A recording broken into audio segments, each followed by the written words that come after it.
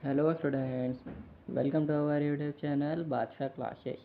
Students, आज की video में हम डिस्कस करने वाले हैं क्लास 11 के फिजिक्स का chapter number 3 motion in a straight line का एक नया टॉपिक है आज, that is average velocity.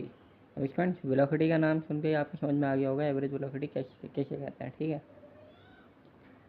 Average velocity तो स्टूडेंट सबसे पहली बात तो वेलोसिटी का नाम सुनते हैं हमें ये समझ में आता है कि कोई भी ऑब्जेक्ट है हमारा वो मोशन में तो होगा ही होगा। जब उसकी कुछ ना कुछ वेलोसिटी है तो जाहिर सी बात है कहीं एक जगह पे तो फिक्स जगह पे तो नहीं रुका होगा, कहीं पे स्टे नहीं किया होगा, उसने चल रहा होगा, मोशन में होगा। ठीक है, we define the quantity average velocity. Average velocity is defined as the change in position or displacement. Average velocity को हम ऐसे डिफाइन कर सकते हैं कि या तो उसके चेंज इन पोजिशन हो रही है या फिर डिस्प्लेसमेंट हो रही है। बात एक ही है, डिस्प्लेसमेंट का चेंज होना, पोजिशन का चेंज होना, divided by the time intervals. Displacement को उन्होंने डेल्टा एक्स से डिनोट किया है। ठीक है, divided by the time interval. Time interval का मतलब क्या हुआ, तो वो स्टार्ट मैंने स्टार्टिंग में ही बता दिया था कि डिस्प्लेसमेंट का चेंज होना विद रिस्पेक्ट टू टाइम। इसका मतलब ये होगा कि किसी भी काम को होने में कुछ ना कुछ तो टाइम लगता ही है।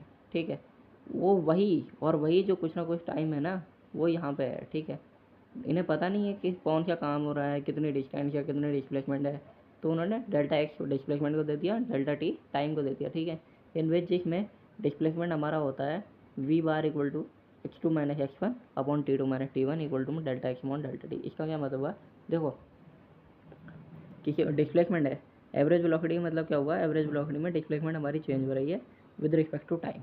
ठीक है, ये होती है हमारी एवरेज वेलोसिटी, डिस्प्लेसमेंट हमारी चेंज हो रही है विद रिस्पेक्ट टू टाइम।